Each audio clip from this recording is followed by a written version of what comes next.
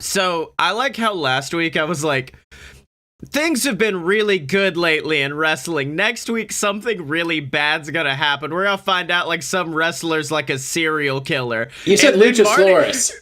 I said Luchasaurus, but then Marty Jannetty was like, well, if Luchasaurus isn't gonna do it, I'll jump in. I killed that man in cold blood just to watch him die. Marty Jannetty was like, hold my brick. Yeah.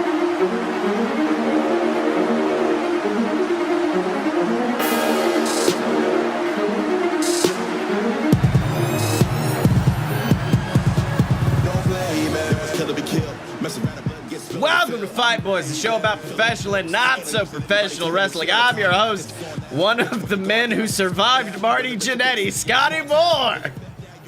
I am absolutely lost on everything in wrestling, Blake Tanner. I am the champion of Raw Underground, the Dylan. God. No, we gonna get into that. We gonna fucking get into that. But, yeah, we can't stop talking about Marty Jannetty, right? Like, that's a fucking story and a half. It's buck fucking, like, what you just came out and said, what was he even referencing? Okay, I'll bring it up in a minute, but firstly, I'm a pacifist by nature, so, like, I didn't think it was possible to make me laugh out loud at someone confessing to a real, actual murder. And then Marty Jannetty happened, and I was giggling all day because it's so fucking insane. Because, like, most of me doesn't believe it, is the thing. Okay. Do you want the tweets? Or I'm sorry, it was Facebook, of course, because Marty Jannetty doesn't know how Twitter works. This honestly I'm surprised it wasn't on MySpace. Yeah, but this honestly does sound like a Johnny Cash song.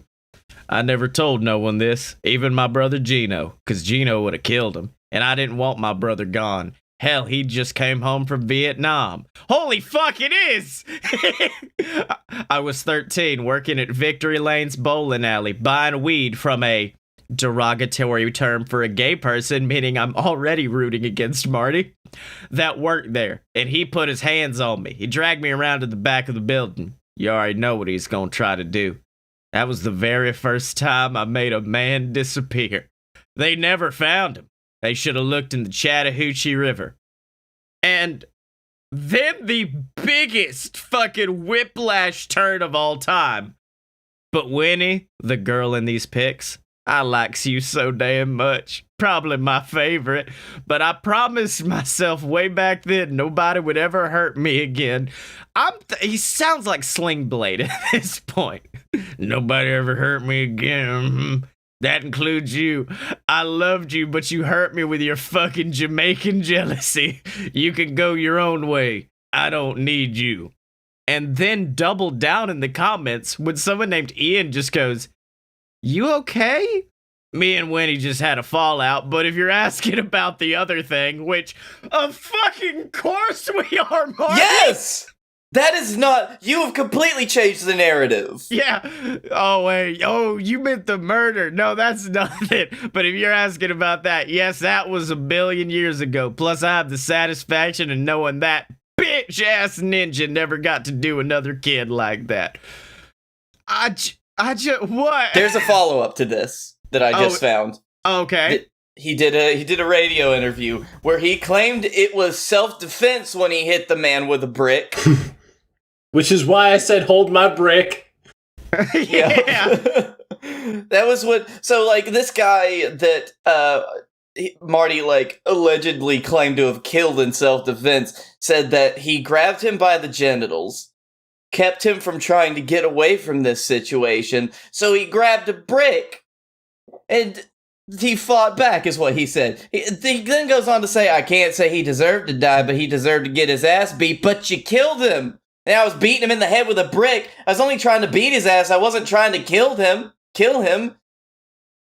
But he suggests the man died, and that's when he tried to get rid of the body by throwing it in the river. That's not self-defense anymore. Yeah, well, not only that, like, he also says the phrase, that was the first time I made a man disappear. Yeah, what are the other times? Oh, you don't want to know. It's nothing big. Marty, we did, like, the police want to know. They don't want to hear about old Marty's old stories. Yes, they do, Marty, please. Because he threw him in a river. Down by the river. This is fucking wild. Part of me still doesn't believe it because God knows what he is on at any given time. But fuck, if it's true. Yeah. Well, the police are already investigating from what I've seen. The police are getting into it, trying to figure out what the fuck happened. And I'm like, wow, okay. Cool, bud. If this time next week they have found a body and, like, Marty's been arrested, this is just going to be a hat trick of a year. How would they have found it? It's been 30 plus years. They didn't find a body in a river. Yeah, it'll be fine. Go ahead. Also, if they do find any, like, missing persons records from around that time, then it ain't gonna look good. Yeah, it's gonna be rough, my dude. It's gonna be real rough.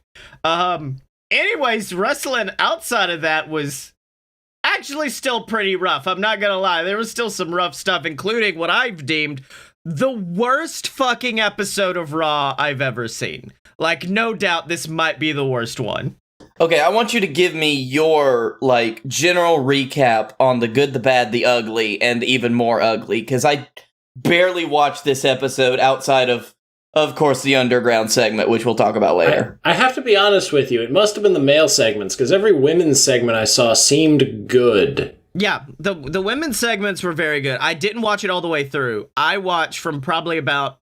I watched during Montez versus whichever one of Zelina's boys he fought. I watched right Angel before Garza? that. Yeah, Angel Garza. I watched right before that where he passed out, and I went, that's weird, because it looked like he got so excited doing them ropes that he just passed out. And I'm like, oh, that's a thing. Like, sometimes people get too excited and it goes to their head, too much blood rushes in, and they pass out. Okay, this will be a very interesting, delicate storyline if they try to play it. And then the match happened, and then it happens again. And then, Blake, do you know what happened? I only saw him pass out after he jumped on the ropes, and I saw that it affected the match. Did someone come and slap him on the ass? So, no, I want to know. Blake, you have the evidence. You've seen what happened. Montez Ford got real excited, shook the ropes, and then passed out. What do you think happened? Okay. I only know this because this is what people said in the comments, but they said he was drugged or something. Is that really what happened? Motherfucker was poisoned. The exact verbiage used was poisoned. A poison that only takes effect if you start doing the Ultimate Warrior rope shake, apparently. That ain't how poison works, unless it was a poison that just made him have bad blood pressure. Well, I mean, there are, I mean, poison is typically done through blood flow, and if you fucking up your heart rate, it could take faster effect. Yeah, but then he passes out and he passes out. Like, I don't think you pass out and then you're like, I'm good. Ah, fuck, it's back. I'm done. I don't know. Have you ever been, like, just truly and welly, like, alcohol poisoned? And you're just like, second wind, baby, never mind. Your body gets all Eye of the Tiger and presses on. Scottye, I need you to look at the camera and look me in the eyes when you tell me you haven't done that. Yeah. If Dylan has had enough tonight that if he stands up too fast from his chair, he could pass out because it'll take so long for his blood to get from his heart to his head. He's like a giraffe. Joke's on you. I can make it at least to the front door. But the only good I saw was Samoa Joe got to be Samoa Joe, which is always my favorite.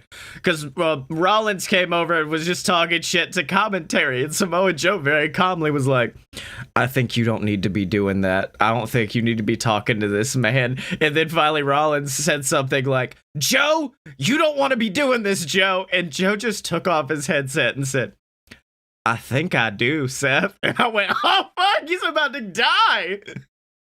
And then all of a sudden you heard his music in your head go, ooh, ah, ooh, yeah. ah, ooh, ah. All of a sudden, Joe pulls out a samurai sword. What the fuck? Have you been talking to Tozawa? And then, of course, the thing that, I'll be honest, I was very excited because they were like, there's going to be a new, exciting stable. Their whole thing is fighting the system. And I pray they combine it with the SmackDown hacker, because then it would make sense. Like a group of a lot of people not only hacking it. We literally, the IWC, like, derailed that angle. Oh, yeah. That angle will never be talked about again. It'll show up on lists in, like, Cultaholic videos years from now. Mm-hmm.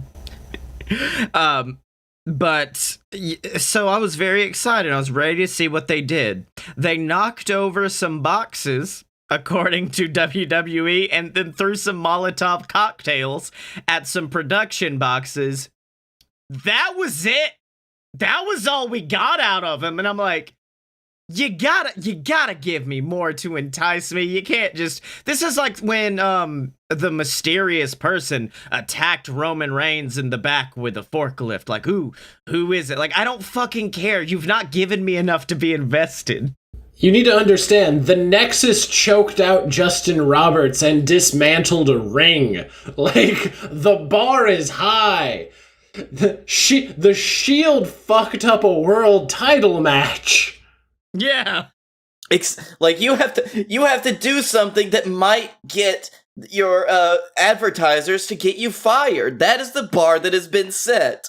And you can't just say that you threw some Molotovs. I want to see the Molotov fire. Oh, no. They did show it. They showed Molotov fire, so I was very happy about that. But listen, if they didn't hit a production truck with it, I don't give a shit. If they didn't smash a production truck with Rey Mysterio's face on it from 20 years ago. Yeah. But, like, even then, because the Hurt Business, which is both the best and worst name, teased, like, ain't it convenient they show up when Raw Underground happens, building a link in the audience's head. Oh, they probably have something to do with Raw Underground. Nope! Not a damn thing! Like, the show ended, Hurt Business showed up at Raw Underground. I can't get into it. Fuck it. NXT was all right, and The Rock bought the XFL. Here, I can talk about some good things. things. Okay, yeah. WWE oddly related, enough, it requires me to admit that you were right. There are multiple storylines that are developing for women. Good job. Riot Squad, baby! Yeah, okay. Need you to calm the fuck down. Yeah, that's right. Drink your Mountain Dew with its six-pack holder still on it. So, yeah. Shayna Baszler is now a tweener after sucker punching Sasha Banks in the face, which was love it, love to see it, great. Asuka's gonna fight Bayley now, probably at the next pay-per-view. Love to see that.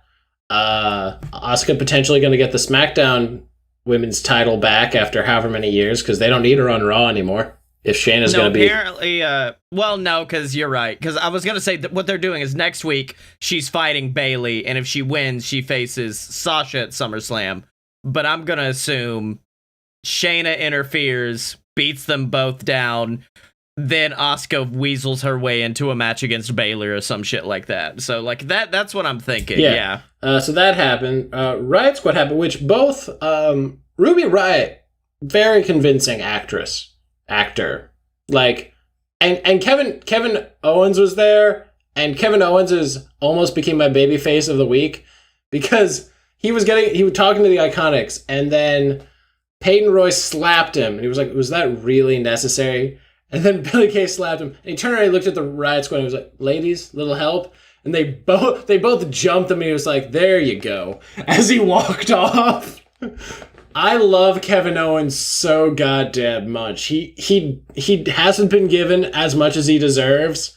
He deserves so much more.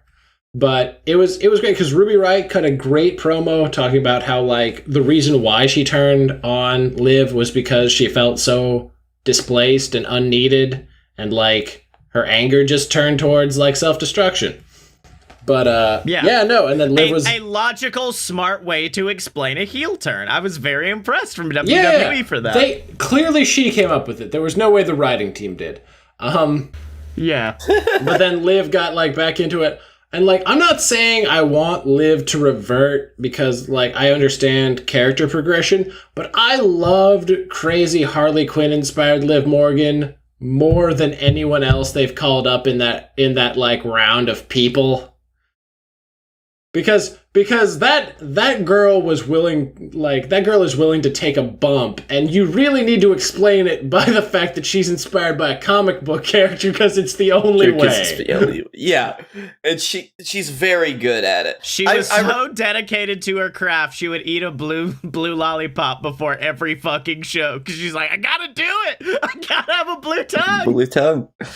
And you gotta admit, like, somebody who, like, can sell both a move and, like, the hurt of it is always fun. Oh yeah, no, man.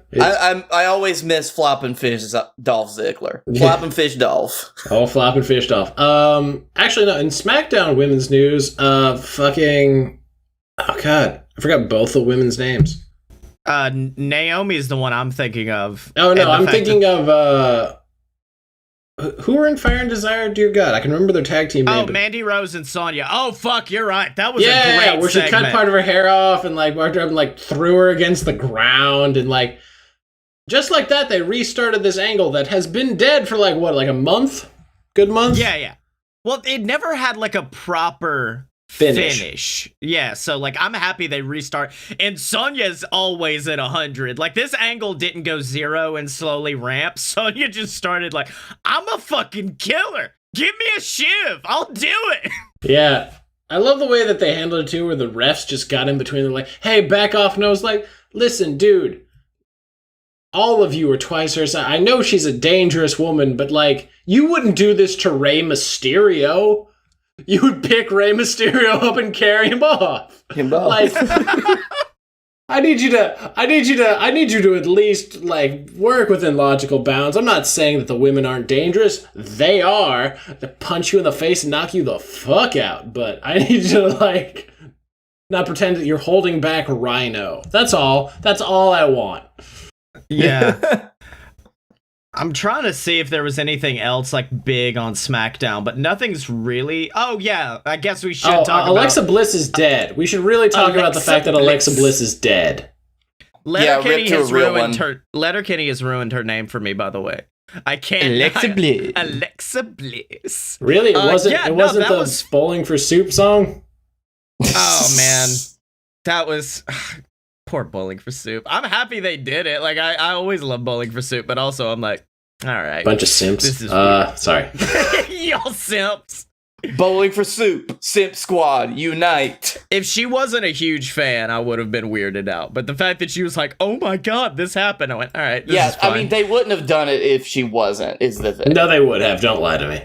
I like incorporating Alexa into that storyline, though, because, like, we know the history of her and Braun, and it's a good way to escalate it beyond. It's now turning it into a fucking horror movie, which they tried in the past with, like, Kane, Zack Ryder, and Eve Torres, and it didn't work. They also tried it with Kane, Daniel Bryan, and Brie Bella. Oh, that's right. And then they also tried it again with Kane.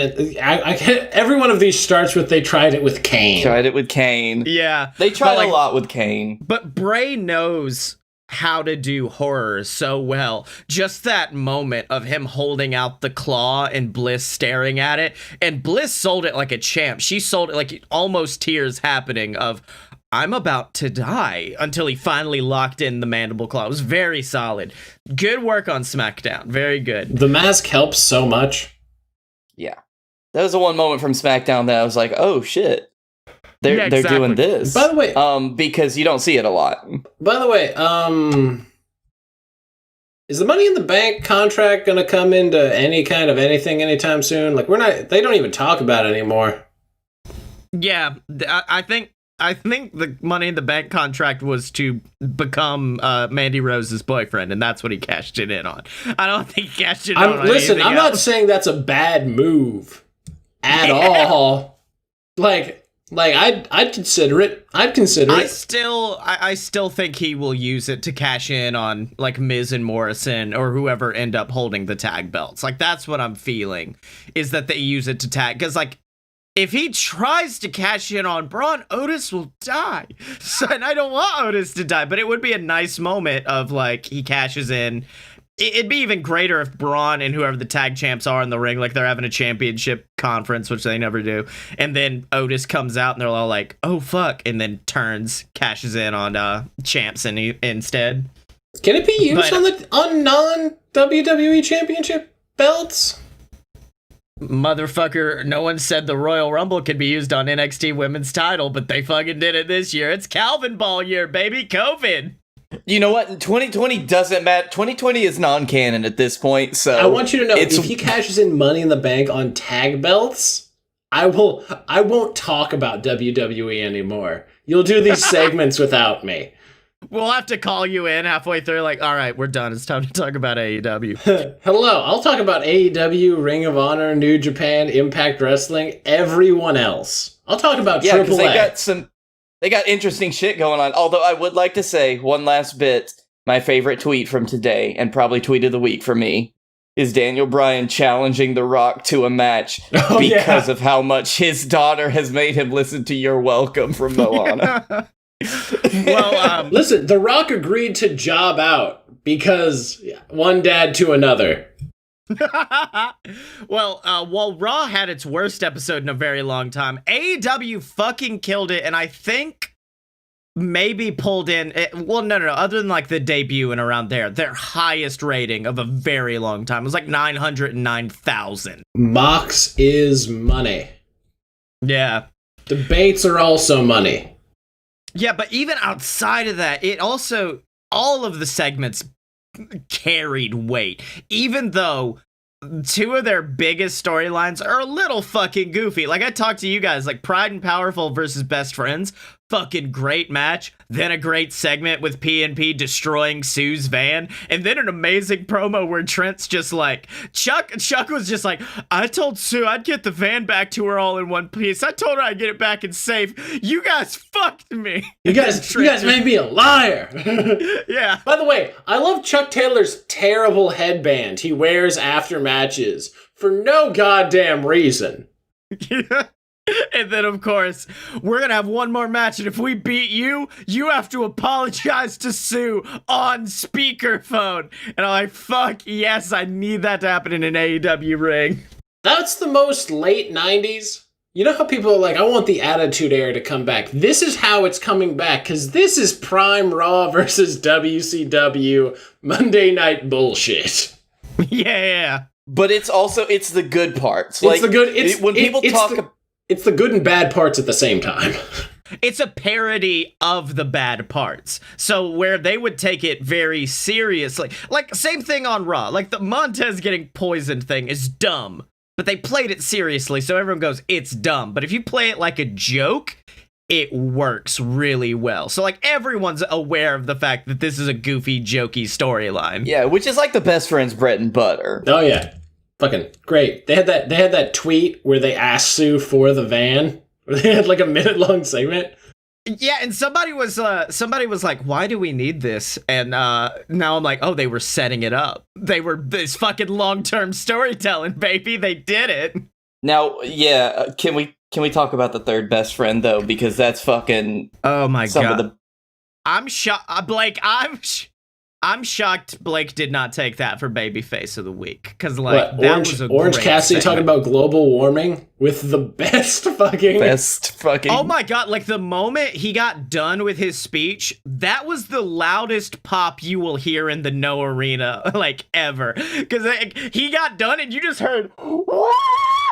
like, it was obnoxiously loud. And I was like, fuck yeah. My favorite part about that was the bit afterwards where he was like, well, Orange Cassidy, or when Eric Bischoff was like, Orange Cassidy ran away with this. And Chris Jericho was like, what? And he's like, that global warming thing got me. Yeah. I also love that Cassidy took that segment by storm so much that we don't care about Eric Bischoff. We're like, yeah, he's there, fuck it. He had a great... Well, we all know that Bischoff was the reason for the high ratings. Yeah, no, he had a great line where Chris Jericho was like, I've hated you for 22 years. And Bischoff was like, 24, and the feelings, it's been 24, but the feeling, I know how you feel. And the great thing is that is that Chris Jericho quit WCW 22 years ago, but he was in WCW 24 years ago. So Eric Bischoff was saying that he hated Chris Jericho from the moment he got there, where Jericho was just saying that since he quit the company. That's great. The best comment that I read about that on Reddit was that Bischoff has now screwed Jericho in 3 companies. Yeah. Well, my favorite thing about that whole segment was the fact that they took a goofy segment and made it serious at the end. Like, you have to have the goofy, that way the serious stands out. But that moment, Cassidy just grabs the mic and goes, "Next week is the most important match of my career.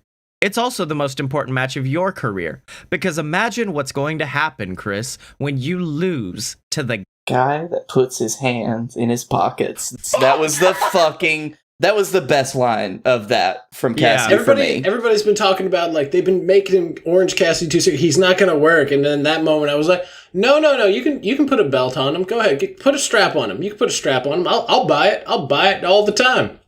This is so funny because it is the polar opposite of what we were talking about the best friend segment and match. Because it was like, you take a goofy character, put him in a serious situation, and it makes it good. Or where instead of like what you were talking about, Scotty, where if you take a goofy situation and try to make it serious, it sucks.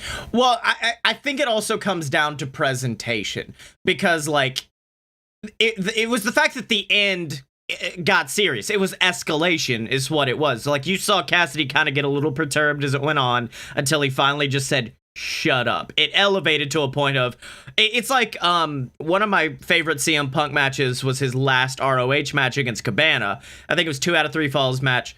And in the beginning, Cabana's being very Colt Cabana. They're basically putting on a comedy match. And then at one point, CM Punk slaps him in the face and says, "Take this shit serious." And the entire crowd, like, you could hear them get quiet of, "Oh, fuck. It just got real." And like, that's a great moment in wrestling. Yeah. No, the Best Friends and Chuck Taylor, like, you can tell that they all conference because they all have that same thing. Because Trent did it in Ring of Honor with Rocky, or not in Ring of Honor, in New Japan, where it would be comedy and serious, like, at different times. And then Chuck did it, and then Orange Cassidy's been doing it for you. You can tell that they're all on that same mindset of like, this shit will work if you sell it right. Yeah, exactly. Let's see. Other news, Matt Cardona. He was doing Matt Cardona shit, but like, he seems reinvigorated, so I'm somewhat okay with it. But yeah, it was a good match. I've heard people talk well about it. The Dark Order still can fucking sell water to a well. Oh yeah. Oh, dude, like, the Dark Order were my highlight of that match, but I've always had a problem with Cardona's moveset, because he'll do, like, little weak forearms, and then, like, one of his big spots is a flapjack, and then a drop kick where he's a little too far away for it to look impactful. Like, it's just not, he doesn't have an impactful enough moveset for me, but outside of that, he seemed reinvigorated. Yeah. I like the broski boot. Yeah. The broski boot. Broski boot, yeah. Radio silence, that's some good shit. I would love if he, like, Samoa Joe'd it. Like, broski booted, held onto the ropes, and then face washed, like, a few more times just to show off the viciousness. Because, like, a face wash is a brutal fucking move, but the way he performs it is very, like, I do it once. All right, now we're done. Also, I don't know if it's a work with Dax getting his knee injured, but if it's real, holy shit, that was a quick fucking turnaround for them to be like, Dax can't wrestle next week, but we're gonna do a tag team appreciation night by FTR, so that way they don't have to wrestle, but there's still a presence through the whole night. Let's call up the Rock and Roll Express, see if we can get them. What the fuck? That was very fast. I mean, last week, one of their things for their contract negotiation was, we want tag team appreciation night. Oh, okay, so that's where that was part of their contract negotiations, that they asked Tony Schiavone to his face. Yeah. I'm looking forward to all those matches, by the way. They're all fucking Page and Omega versus Jurassic Express, fucking the Dark Order versus the Bucks. Like, those are solid tag team matches.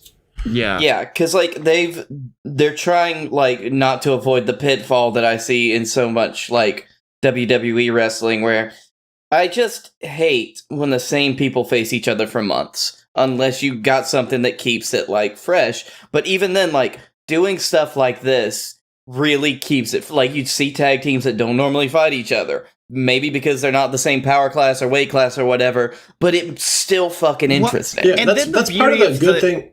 I'm sorry. Yeah, and the beauty of the Dark Order is the fact that there's fucking 10 of them. So it's like, you could have 5 weeks of Young Bucks versus Dark Order and it never gets old. 1 week he faces Silver and Reynolds. 1 week, like 9 and 10. Then finally work their way up to Uno and Grayson. Like, you could just have them face a shit ton of them and it'd be a great match every week. Yeah, no, it's part of the... People shit on the ranking system. But it works for things like this because it establishes a reason for teams to face each other. In WWE, you always have to justify it with a storyline. With this, it provides a non-bias, a neutral reason for teams to face each other, either heel versus heel, face versus face, either or. Is that, listen, this is the number 5 team, this is the number 2 team, we're trying to see who's going to be there for maybe the number 1 contender spot for the next pay-per-view. Like, you can use that to force a storyline in certain cases. And there's always a potential for an upset, which I fucking love. Like, you can do it so much, like, you can do it much more easily when you've got this kind of, like, ranking system. Yeah, I'm a fan. I'm a fan. Now, I will say, I loved that fucking match, the 12-man match. It did expose one thing to me, and FTR and Hangman Page are so fucking cool, it reminded me that, and I'm not saying this in a pejorative way, how much of a fucking dork show the rest of the Elite are. Because, like, FTR and Kenny were badasses. Like, they were killers. And then you'd see Kenny and the Bucks come in, and you're like, all right. Okay, what's up, you good Christian boys? How you doing? I will say my favorite part of the match, though, was the Elite started to do Elite shit. In other words, like, they're all in the ring at once. Like, they're hitting V-triggers, super kicks. The whole time, FTR are in the corner, just standing on the apron, looking at their watches. Like, all right, apparently this is like happening. How long are we, like, looking at Rick now? Like, how long are you letting this go, man? No, I'm not mad. I'm just disappointed. Their title reign is going to be so good because the amount of rules they're going to put on to, like, favor themselves. Oh, it's going to be beautiful. It's going to be like whenever Doug Williams was X Division champion. Oh, that's right. Yeah. And then I've never been more happy I'm wrong about a fantasy booking than I am with Matt Hardy and Sammy.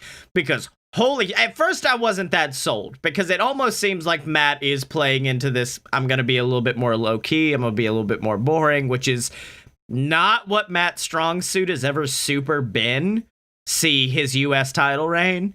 But, like, then Sammy came out and fucked him up to a point where, like, that fucking gaping hole in his head. That table bump was brutal because, like, you see Matt slide down as he collides to the ground, and you just see a Matt Hardy head shaped blood puddle appear behind him, and you go, oh, he's busted open. Oh, he is really fucking busted open. He got a chair yeeted in his face. We're completely going to just gloss over the fact that Sammy did a running 630 onto a table. Oh, yeah. No. That was part of the bump. Sammy Guevara's great. Insane. Are you fucking with me?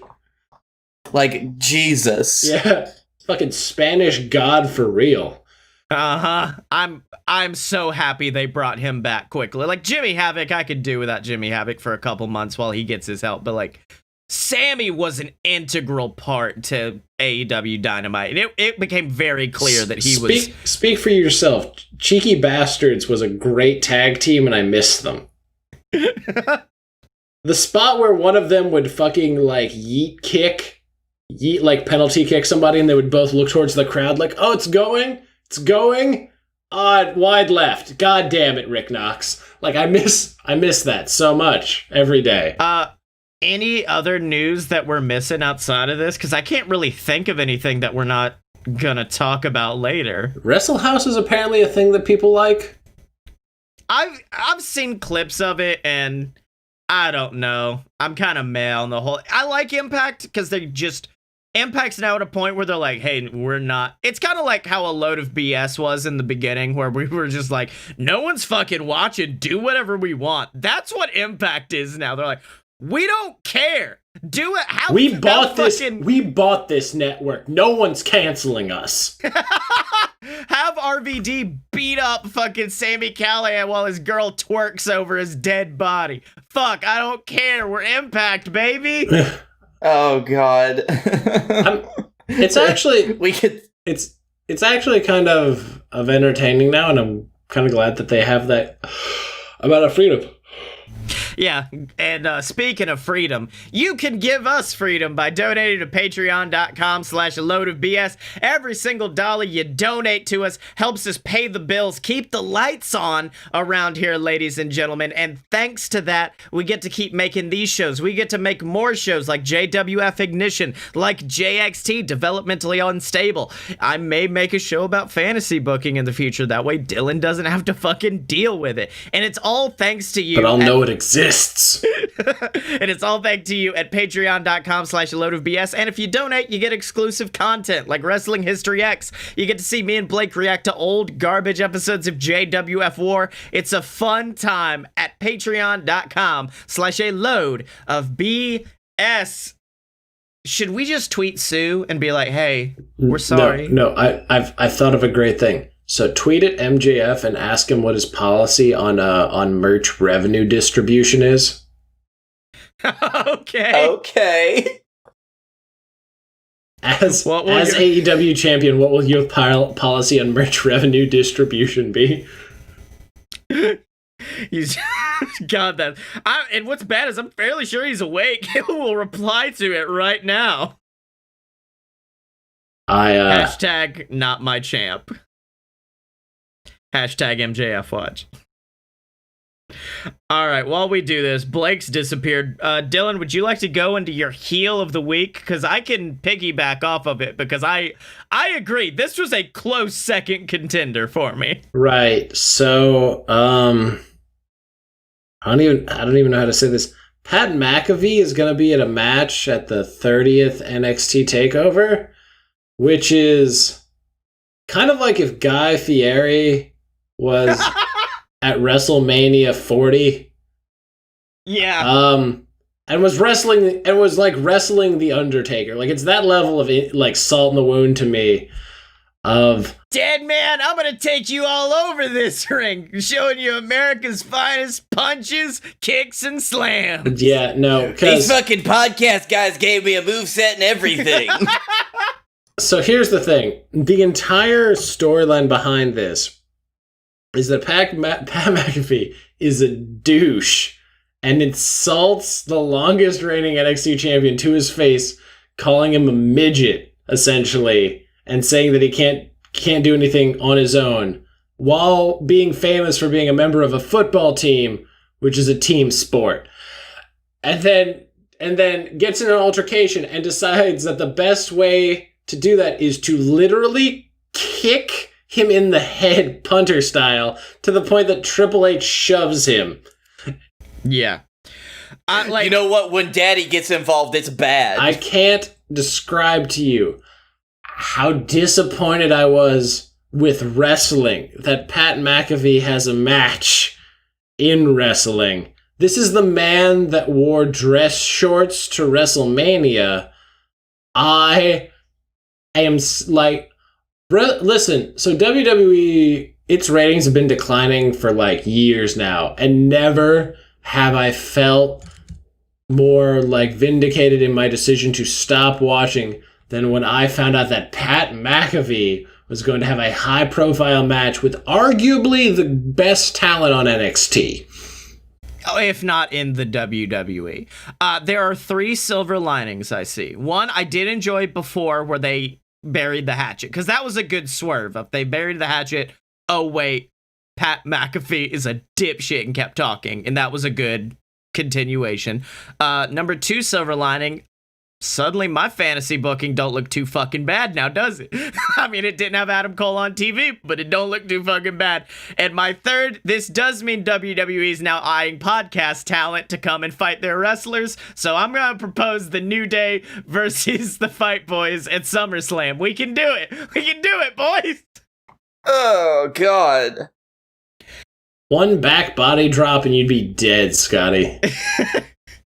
I would just, like, the moment that I saw Big E coming towards me, I would leave. I would leave you all. I was fixing to say, don't act like I'm going to be the first one. You tap out to nothing. I tap. What? Yeah, no, I quit. It's like an elimination match. You quit the moment Big E charges you. Not worth it. Like just walking up the ramp. No. Like he gets him in like a rest hold headlock and Blake taps. No one taps to this. What? No, even better, we would fight over who gets to go in first, and it would somehow end up being me versus Big E. The bell rings, Big E comes charging towards me. I just fall to the ground and start tapping. I quit. You win. What? You win? That's not how this works. Don't slap me with the meat. It's just, this is such a bad angle because Adam Cole's strength is being he's been a good babyface in the past, but he's a fucking phenomenal heel. But he's not as good as Pat McAfee because in that 10 minutes of commentary I listened to, I wanted to see Pat McAfee get run through with Samoa Joe's samurai sword. He was so bad he made Beth Phoenix leave. Yeah. Well, also another thing. Irreverent to the storyline, but I hate it that, Adam Cole is booked at 6 feet, and Pat McAfee is booked at 6'1", and they're, this much different in size, a head at least. Adam Cole is 5'10" if he's lucky. Yeah. He's about my height, which then also makes me hate Pat McAfee, because I'm like, we're normal-sized boys. Y'all are the freaks. You're a freak. I need you to look at your hair and then look at me and tell me that. But yeah, that whole, God, man, he's so good at being, the worst human being that I'm like, I don't know why you do this. Why would you? I understood if you brought in someone people like Shaq. I'd watch Adam Cole versus Shaq all fucking day. I don't care. I think absolutely, he's my boss. Was it Brian Alvarez? I think maybe. Or Dave Meltzer brought up, they keep bringing in this American, central talent, and then, the international crowd is like, who the fuck is this? Why should I care about this one's even worse. This one's worse because it's just a shitty podcast host. Yeah, they're just we'll bring in this guy that's been in, I don't know why they expect me to care. The worst thing is I'm pretty sure Pat McAfee is going to win that match. And, I don't really know how to reconcile that in my brain, that on the 30th NXT TakeOver, we're going to have a former NFL punter beat arguably one of the top 10 wrestling talents in the world. And, yeah. And, Dylan, you summed it up so perfectly, I'm not sure why we should care. It started because of a fucking Elf quote. He quoted Elf at Adam Cole. He says he's an angry elf, and Adam Cole looks back and goes, I guess this is the fucking line I'm gonna have to begin this feud on. and God, I hate it. I hate storylines that are based around, I'm big, you're small. Motherfucker, he's also Adam fucking Cole. Fight me. My greatest desire is that the Undisputed Era comes in, Pat McAfee wins by DQ, and they just throw him through 6 consecutive tables. Yeah. It's the only way I'll be okay with this. All this tells me, I really hope that Adam Cole looked at this feud and was like, you know what, AEW is not looking so bad. I don't think I'll have to face a punter if I go there. That's the only silver lining I have. I might have to join a cult, but that's it. That's it. And Colt Cabana says it's just a bunch of friends helping him win, so maybe it's not even a cult. Maybe it's not. You know what? I kind of agree with Colt on this cult. Colt, boom, boom, Colt Cabana, boom, boom, Colt Cabana. Blake, who's your heel? My heel is okay, so I don't know where it fucking started, but this week, like over the past few days, the entire issue. It was a GCW match. It was Kylie Ray versus somebody, if I remember correctly. Was that the one where she wore the Murder Death Kylie? Yeah, MDK That's for fucking life. great, dude. But yeah, it brought up the whole discussion, which shouldn't be a discussion, or it shouldn't even be a thing in wrestling, about intergender matches. Okay. Because Now, I'm gonna just... No. You do your print. I do have a counterpoint. Okay, that's fine.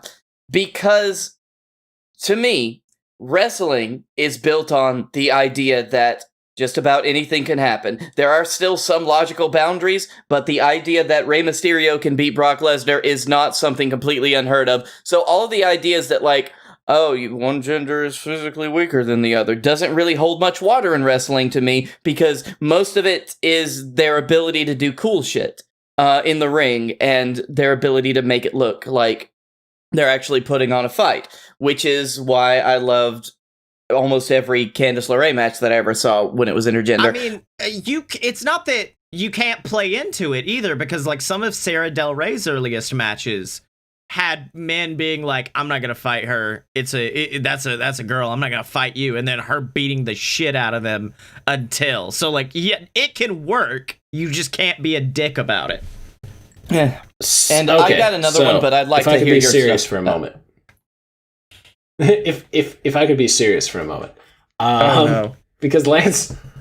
So one of the unfortunate things cut up was Lance Storm was on, maybe not the wrong side, but was on the intergender matches maybe shouldn't happen side of it. His reasoning for it, it was one of those things where his heart was in the right place, and it was based off of his own personal experiences. His whole thing was that the reason he wasn't as much against it is due to June, with every Me Too thing happening, and everybody coming out against sexual harassment. It was like, listen, a lot of these matches and a lot of this happens due to nefarious reasons.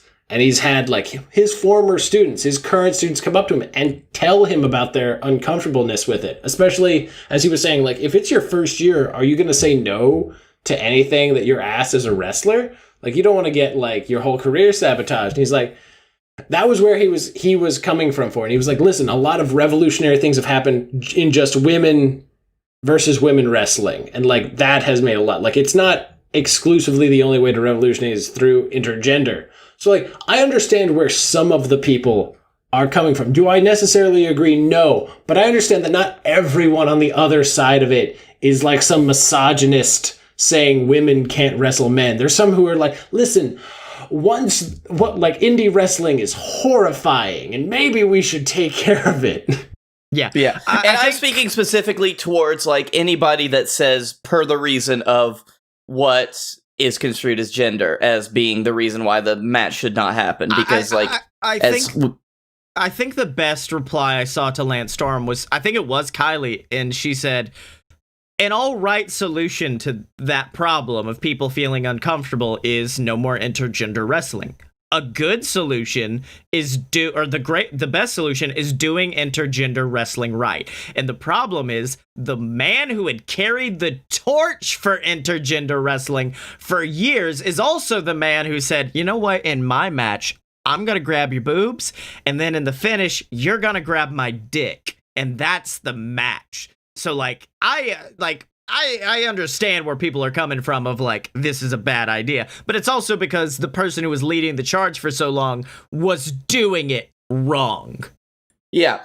And I get it, because most of the time from what I see, people that are still not like Lance Storm have their hearts kind of in the right place, but still aren't getting there completely.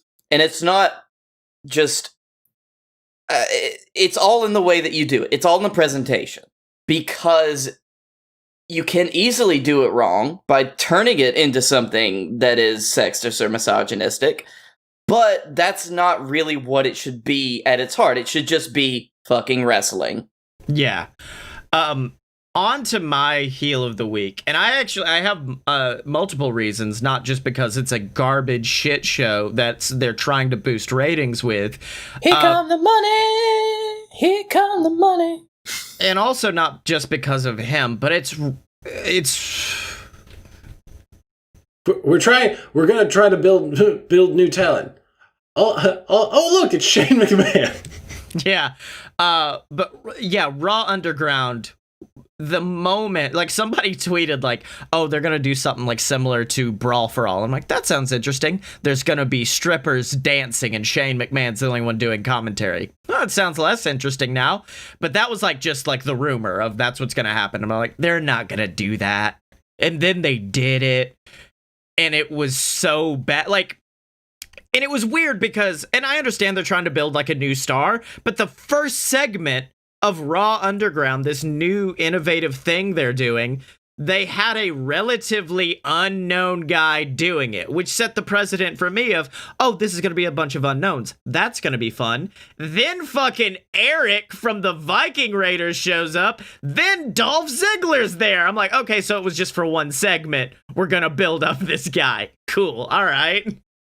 That's about it. And everything they're ripping off, like, speaks to me because, like, definitely Lucha Underground, like that end segment with the Hurt Business coming in. I just love that there were strippers for no reason. Like, Shane, listen, most people for their midlife crisis just buy a Corvette or, like, fuck strippers. Can you just not, I don't need to see the strippers that you're probably also fucking. Can you just do that on your own time? But yeah, so that all happened. It definitely had some Lucha Underground vibes. People said it also had vibes of Bloodsport. But there's one company that they were blatantly ripping off from presentation to camera work to everything. And that's a company that had some shitheads, but also had some very passionate wrestlers. And that's fucking Chikara, who apparently had run a 3-year angle called The Crucible, where they were guys who were like, we are just pure fights. We are pure wrestling. And they would have a clock up, like a 2-minute per fight thing. And apparently it was head through a guy named Xavier Faraday, who tweeted this. Legitimately, no one understands the pressure and stress that went into making all of that. I was inserted into a storyline the moment I joined Chikara. I only had experience backyarding, but I was thrusted into a storyline over the other students who were around longer and deserved it way more than me. I felt like I didn't belong for the longest time, all while making a whole web series hoping that people would stick around after Beyond Wrestling to see it on IWTV. Spent 5 months editing several versions of each episode alone, all while thinking that I'm in a position that I was just inserted into, surrounded by people I wasn't sure even cared for me. They did, and I can't thank them enough for that. They are all wonderful people, and they deserve to be on shows. And apparently, I think Big Calix was talking about it, and he said straight up, like, we were basically locked in there working on it for weeks, like every single day, getting to doing this. He then also tweeted, this was the night of, we did this exact same storyline. There was far more detail, intricacy, and storytelling that went into it, and there were many hours spent late at night filming to get it to show up at the end of random shows to promote it.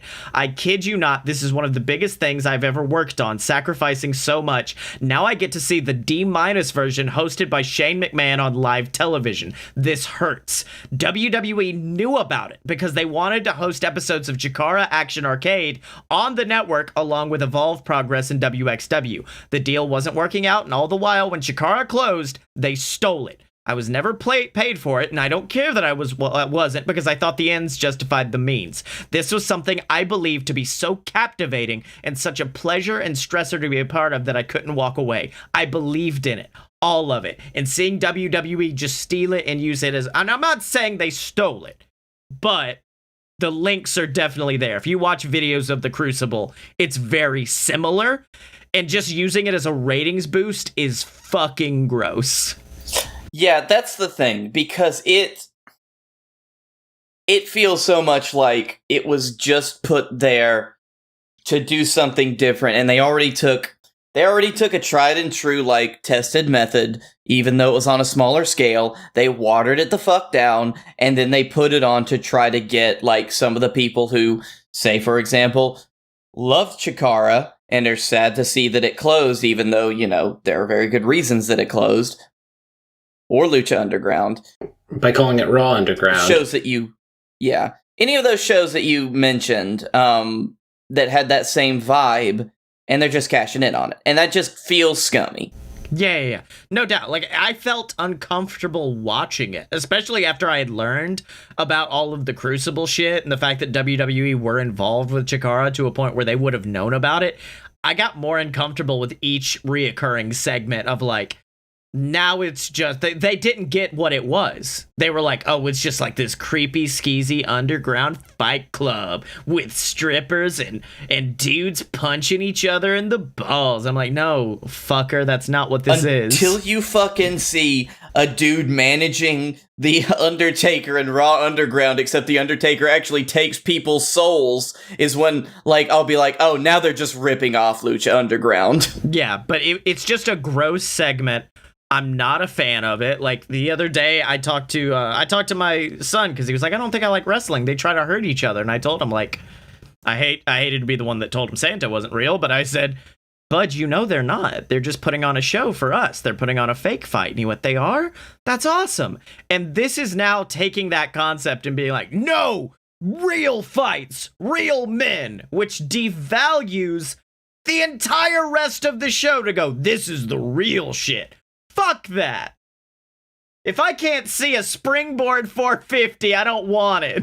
Listen, on the one hand, I'm glad that you did that because that means your son doesn't like hurting people, so that means you don't have a future serial killer. And two, that's exactly why I watch wrestling, because it is scripted most of the time. And it is like, people do get hurt, a la Matt Hardy, but it is never like the intention to hurt. It is just the intention to put on a show.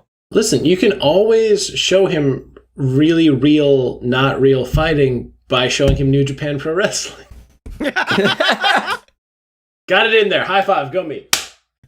Are you sure he's trying not to hurt him, Daddy? He just hit the one-winged angel off the top of a building. No, bud, fine. No, show him CZW where fucking, never show him that. Never show him Zandig. In your household, Zandig does not exist. Neither does Sick Nick Mundo. Those two people don't exist. Show him Zandig dropping Janela off the top of a building into a truck, and he's like, are you sure he's not hurt? Nah, he's fine. Papa, why does that man have a turkey carver, Papa? Or you could just show him New Japan and have him ask, is his neck broken? His neck looks broken. Did he break his neck that time? Is Kota Ibushi dead? No, son, he's gonna live forever. His name is Kota Ibushi. He is the rubber neck. No matter what happens, he will be fine. Actually, that does, speaking of brutal violence, that segues perfectly into my baby face of the week, who are Jon Moxley and fucking Darby Allin, who put on a clinic. Such, like, and I've said it before, but my favorite wrestling matches are the ones where I go, I think he's about to beat him. And that's how I felt like, at one point, MJF comes in the ring because earlier in the night he teased, like, I'd much rather face Darby, basically egotistically saying, I know I could beat Darby. MJF sneaks into the ring, bashes Moxley over the head. Moxley is bleeding like a stuck pig. Darby hits the coffin drop 1, 2, and I swear to God, the ref's hand was an inch from the mat when Moxley's hand went up, and I went, this is good.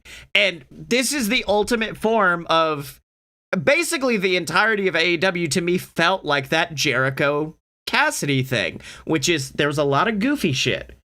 And then at the end, you had Moxley versus Darby, which was so fucking deathly serious that it was art, to a point where, like, Moxley had a great promo, one that I've actually thought about writing for JWF in the past, and motherfucker stole it, where he just goes, I don't want to hurt him. I don't want to get into, last time I faced him, I nearly broke his damn neck. I don't want to do that to him. And so it's nothing but, like, the whole match, you just see Moxley's remorse of trying to do anything he can to get Darby to stay down without having to hurt Darby. And of course, the best line from that promo is he goes, when it's time to stay down, you need to stay down. But I know you're not going to listen to me because I wouldn't either. It was so good. And that was the story of the match. It was Moxley hitting like gotch pile drivers, all kinds of shit, because he didn't want to hit fucking the paradigm shift, because he was like, that almost killed him. I'm not going to do it again. Then finally, he's forced to hit it, pins him, and then almost more emotional than Ric Flair and Shawn Michaels immediately grabs Darby by the head, which is rough given the fact that he's like, I might have broke his neck. But grabs Darby by the head and is just like, you just fucking killed it. You deserved, and just gives him this great pep talk. And I went, this is good. Wrestling is good. Yeah, you mean the bit where Darby double birds out whenever he's in a sleeper hold? Oh, yeah. Oh, this is good. It's the good. Listen, Jon Moxley is worth every dime. Like, there are times where he's just like, I don't know about his title reign, and then he does shit like this, and you're like, oh, that's right. That's why he's been champion. I forget sometimes because we're in a pandemic, but holy shit, that was amazing. Like, the episode of Shot of Brandy he did where he's just downing Jack and Mexican Coke the whole time while making the most violently cheesy mac and cheese I've ever seen in my entire life. That's the moment I went, yeah, they deserves all the money in the world. Hey, boys, welcome to the fucking train. I've been on it for years now. Also, secondary babyface, Shot of Brandy. That show is fucking phenomenal. I love it. All right. Who would like to go up next? Who does anyone want to think they could be the main event? I've got a simple one, so. Yeah, so I do too. So let's see. What's yours? We'll do yours last. Yours is good. Yours is tapping. So, there's been a lot of like talk of like problems in the AEW women's roster. And granted, Monday they had their most dangerous draw, which was, from what I understand, very good. I saw the end of it. It looked pretty entertaining. They brought in fucking Veda Scott, who I forgot was still in wrestling. I was very happy to see Veda.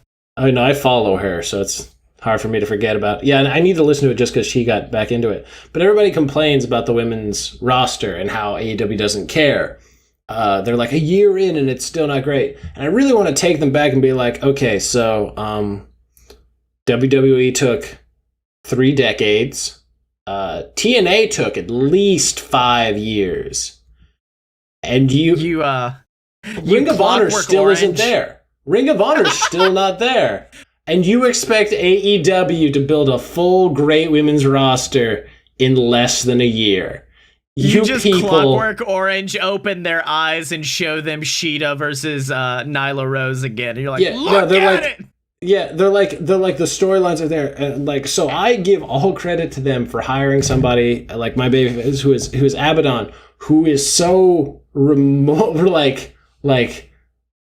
what is the, just against the grain of what a female wrestler should quote unquote be. Because her match with Kylan King, who also I see as a future main eventer in AEW, because that woman has had 5 matches, and this last one she has, I'm just like, nah, she has it. She has that unshakable confidence and that fire. I'm just like, you're gonna go places. It's gonna be great. You're gonna be wrestling fucking Kairi Sane whenever she eventually comes to AEW. Yeah, man, you're already dreamboarding, huh? Yeah. Listen, man, it worked for Becky Lynch. There's no stopping us now. But even I don't like the people who are like, it's not good. I'm like, fucking Britt Baker versus Big Swole has been one of my favorite reoccurring bits. And Britt Baker's in a wheelchair. She can't even fucking fight, and it's been great. The women's wrestling matches haven't been like I said, Kylan King versus Abaddon was a good match. It told a good story because Abaddon has such a unique character that everything is playing off of that. Like at one point she had like Kylan King in a go behind, and Kylan King was just looking back I don't like that this woman is behind me and holding on to me and that's such a great it's such a great gimmick. It's such a great thing. My favorite thing was that Abaddon tweeted. She has a Twitter account. It's the best thing. She's like, if you don't like how I look good, I will sit on your body eating a soul sandwich and drinking a Bloody Mary. And I was just like, you're wonderful. Her makeup is so goddamn disturbing. And she changes it up every week. It's never the fucking same.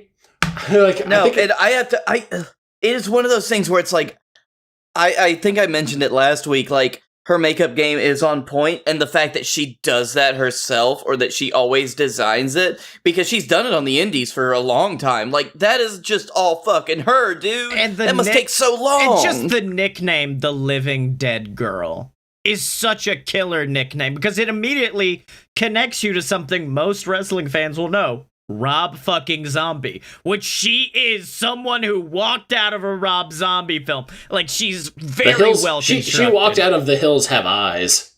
Yeah. All right, Blakey T.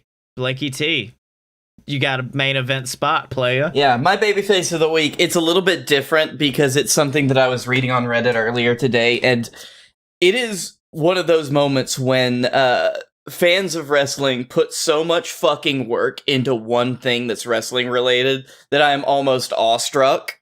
And that is the people at the SmackDownHotel.com who they made a post earlier today.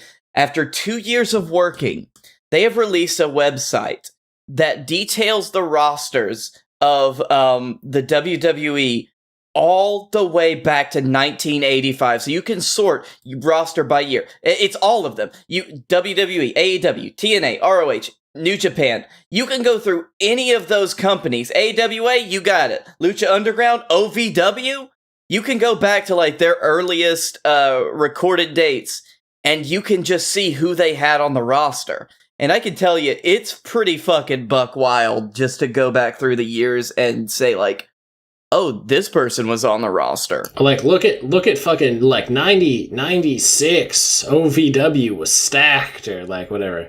Yeah. Yeah, they weren't around then, I don't think, so. Oh, wait, they were. Let's see who they actually had. While you look that up, I will say, just, like, all things like that on the internet make my job easier as a content creator of JWF and shit like that, because...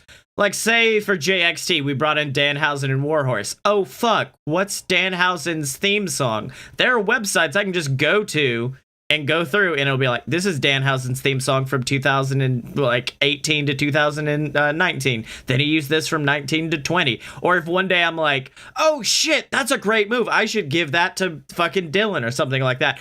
But they call it by a name, like One Winged Angel. They don't say what it is. I can then look up what it is, find that move exactly in 2K19, and put that on Dylan.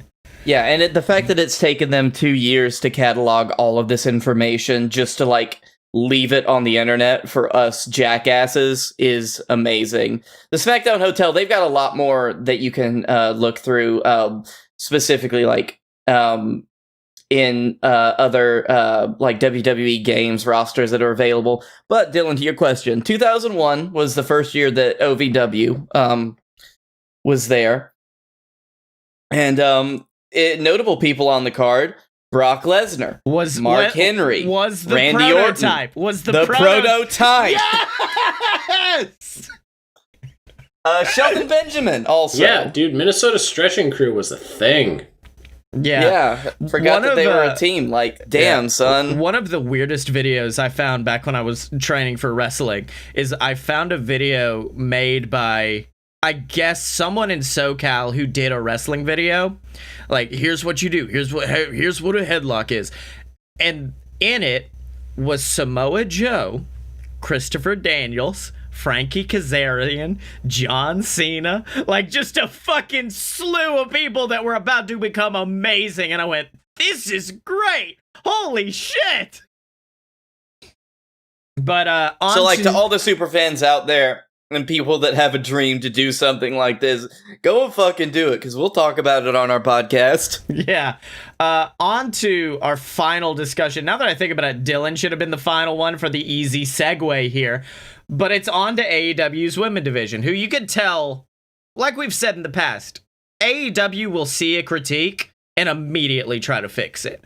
This might be the first time that it might not have worked, though. Because I think, like Dylan said, like the Dangerous Draw is a very good tournament. I'm enjoying a lot of the people they brought in, but also they're starting up. Well, they've had AEW heels for a few, which is a great fucking name, I do want to say. Let's see. AEW Heels launches dynamic membership platform for female wrestling fans, which at first sounds very good. Like, okay, inclusivity for wrestling fans. It is kind of a boys' club. It's good to know they have a welcoming place. I want you to know the moment you started saying these things with the preamble, I'm just like, this is going to go terribly wrong, and I don't need this. Have you not read about heels yet? No. Okay, I didn't read about the women's thing because it didn't involve me. Yeah. Unfortunately, after it was released, all of my friends that are female wrestling fans on Twitter, none of them felt particularly included. Let me read the press release. AEW Heels, the new female-focused wrestling community led by AEW Chief Brand Officer Brandi Rhodes and the stars of AEW's women division, today announced the launch of its new fan membership platform. Powered by Wonderful Union's secure digital platform, female wrestling fans can seamlessly access Heels' exclusive content and other special benefits in a safe environment for engaging in conversation with developing friendships worldwide. This sounds pretty nice so far. With an annual paid subscription of $50 fucking dollars, members receive... Son of a bitch! They got all the way to the end. They got all the way there. It's a fucking paid subscription, because that's a fucking thing. You get anybody with a paid subscription, and it's bullshit. I hate subscription services like this because you're trying to make them pay for inclusivity. Who do we blame for this? Do we blame Brandi? Do we say Brandi is? I don't want to say Brandi is the worst because she's clearly trying and listening to people. So like it can't be her. She's just the face of it. But there's somebody working under or with her. Or maybe it is her. I think Heels was Brandi's idea. I think charging $50 was somebody else's idea. And that person had more stroke. Yeah. So, I love it in concept. I love this concept of women. I feel like the paid thing was just to keep creepy dudes out of it. Like, if you could do a monthly, maybe that wouldn't be bad. A monthly membership wouldn't be too bad, but like... Because that's only $4 a month, but still. Yeah. But with an annual paid subscription, members receive access to a variety of features, including virtual meet and greets, video conferencing discussions with industry experts, exclusive talent Q&A sessions, custom merchandise, special promotions, themed parties, and more. It enables AEW Heels members to connect, learn, and thrive together through shared passions for women wrestling. You're paying $50 a month to go to some Zoom meetings. I mean... To be fair, after you read the other... It's not the worst deal in the world. Jeff Jarrett selling gold to people, still way worse. Yeah. It is... This is does middling. Seem to, like, have... This is middling. After you told me all the benefits, this is a middling thing. This is no longer the worst thing I've heard of. Yeah, the thing is, like... It's like you mentioned. Like, it trying to put a paywall behind keeping bad people out, but it's almost there. It's not as bad as I thought it was originally, but it's just off. Like it's to the point where it's like it's just sour enough that you don't want to drink it. Yeah, it's in the presentation too. There has to be a better way to, like, if you framed it as a monthly, I feel like it would be more palatable. Yeah, I think like it's just the fact that they're like $450, and then that it's just a PR thing. I think the product itself is sound. I think that the idea behind it is like in the right spot. It's there's that one bit of presentation that sours it. Yeah, and I think I'm going to be more interested once it actually starts up and gets going strong and hearing from the women who actually do pay the $50, the women who do get in and hear about their experiences with it and see what happens, because I'd be very surprised. Like, I think Cody had words about it, which I will look up in just a few seconds. Please don't, because Cody's the goddamn worst. Cody and his wife, like, I swear there are times where they should just have. Brandy's fine. I love Brandy.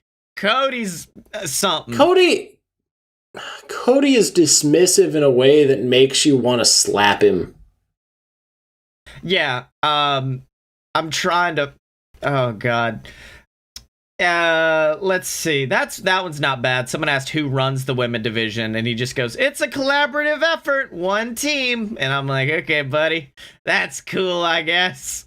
I really am just drawn back to the point that it's like, if you framed it as you pay $4 a month if you want it, because there is something about a subscription service that is just like one yearly payment that is inherently off-putting, whereas instead of like a month-to-month basis. Yeah, it's really weird. People will pay more for a month-to-month than they will for a yearly. It's some kind. There's a psychological thing behind it. But yeah, no, it sounds okay. I like that they're trying. I can't imagine, unlike Ring of Honor, unlike Impact, unlike even WWE, I feel like AEW, of all companies, young something to prove, will put a lot of effort behind this in order to please people so that more people come along. So I'm not as worried about this as I would be with another company. Of all the companies to do this, I am the most, like, encouraged by this one. Right, because, like you said, they're trying. And when AEW is trying, that actually means they're trying. Apparently, Cody deleted the first tweet that started this, but someone goes, "You're missing the point. Female performers need more TV time. Also, to charge a sub for the females to feel empowered is pretty ridiculous. Heels is a representation of everything I hate about the industry, the divide and lack of compassion." Would we like to guess what Cody says? Would we like to guess where that shovel lands? Is it in the bit? Is it that he doesn't understand what she's saying, and and instead of saying we're trying to build towards more female inclusivity in our programs, he instead focuses on the money part because it's Cody Rhodes? Everybody has their opinions.